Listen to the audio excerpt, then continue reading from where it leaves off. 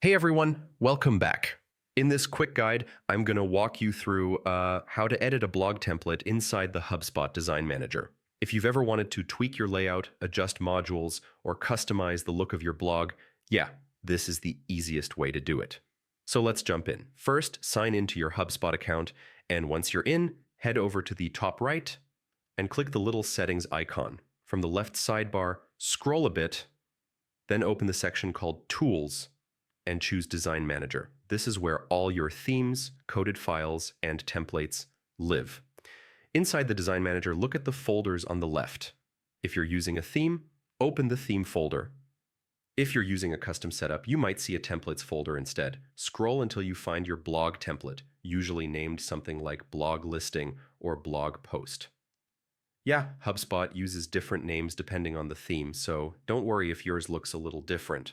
Once you click the template, HubSpot opens the full visual editor. Give it a second to load. Sometimes it takes a moment. Here you'll see all the modules laid out: header, featured image, body, sidebar, footer, all that.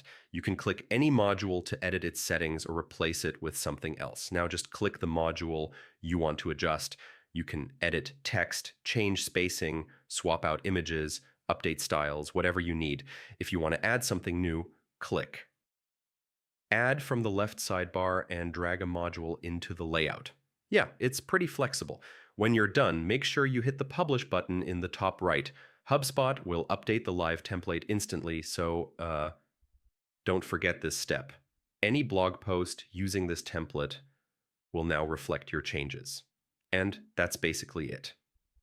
Editing a blog template in the HubSpot Design Manager is pretty straightforward once you know where everything is. If this helped you out, feel free to, subscribe for more quick tutorials. Thanks for watching.